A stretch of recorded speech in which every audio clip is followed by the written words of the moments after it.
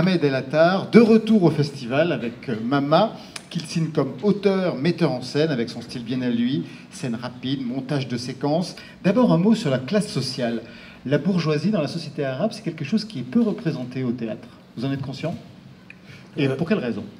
Oui, parce que alors pour quelle raison, je sais pas. Je pense que peut-être on se focalise trop sur les classes défavorisées.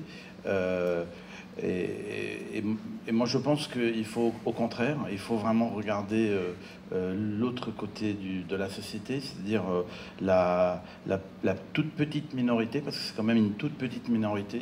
Et la raison pour laquelle je pense qu'il faut vraiment la regarder de près et la déchiqueter, si je peux le dire, c'est parce que cette classe détienne quand même le 99% du pouvoir, de l'argent, de tout. Et du coup, donc moi je pense que rien va changer si cette classe ne changera pas ou n'est pas obligée à changer, parce qu'elle ne changera pas de toute façon d'elle-même.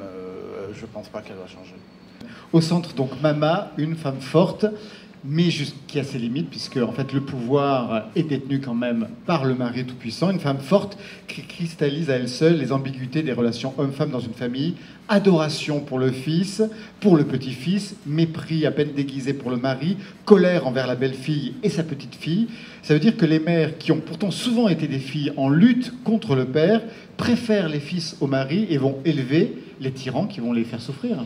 En fait, c'est ça. Oui, c'est ça. Et le spectacle essaye aussi de montrer la dynamique la complète de la société ou de la famille, qui est pour moi une représentation de la société. C'est simple de dire que voilà, la femme est opprimée, c'est clair. Elle détient un part de responsabilité. Ouais, c'est très important. C'est ça qu'on voit dans la pièce, Voilà, en effet. c'est très important. Elle construit elle-même son propre mari. Voilà, c'est de le souligner, mais elle fait partie aussi d'un système global dont elle n'est même pas consciente, ni elle, ni les autres. C'est-à-dire que je pense que les personnages, ils sont victimes eux-mêmes de cette situation où ils se trouvent, parce qu'il n'y a aucune évolution, les choses se répètent, c'est un schéma qui se répète et qui fait du mal à tout le monde. Mais cette manque de conscience qui, pour moi, est très frappante, c'est-à-dire que la corruption que je conçois dans cette société, c'est pas une question d'argent. La corruption monétaire, c'est quelque chose de très facile à trouver et même à réprimander. C'est la corruption morale qui moi, m'intrigue et qui me choque, et qui est devenue très normal. C'est-à-dire que la corruption morale, c'est pas qui porte quoi, qui couche avec qui, c'est accepter l'injustice, accepter l'inégalité, comme si c'était quelque chose de très normal et fait partie de la vie. Et non, c'est pas normal. Et c'est ça qui est choquant. Et c'est ça dont tout le monde fait partie. Et du coup, le rapport de pouvoir entre eux et les détails de ce rapport sont aussi subis à cette corruption générale dont personne n'est conscient. Qui était votre mère? Pardon? Qui était votre mère? Ma mère était une femme très gentille, mais qui était aussi quelqu'un qui avait pas beaucoup de pouvoir, pourtant elle en avait. Et pour moi, elle était opprimée. Et pas dans le sens, elle n'était pas femme battue. Ma mère travaillait, elle n'était pas voilée, voilà. Mais elle n'a pas su utiliser le pouvoir qu'elle avait.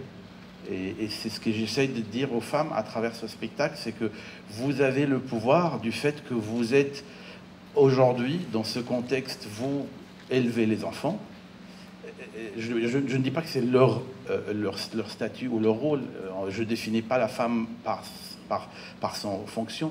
Mais aujourd'hui, dans le monde arabe, la femme, elle détient le pouvoir de changer ces hommes, ces futurs hommes. Et il faut le prendre, il faut utiliser ça. Voilà. Alors, en parlant de huis clos, c'est assez intéressant. Donc, vous dites que le théâtre est une sorte de huis clos, mais vous mettez aussi chaque fois en scène des huis clos. Dans la pièce précédente, c'était une salle à manger assez luxueuse. Cette fois-ci, on est dans un salon aussi luxueux. Et ce qui m'a particulièrement intéressé, c'est que dans ce décor unique, qui pourtant, il y a une temporalité longue, hein, c'est pas du tout une unité d'action, il y a canapé, tabouret et fauteuil. C'est-à-dire qu'on est face à une société assise.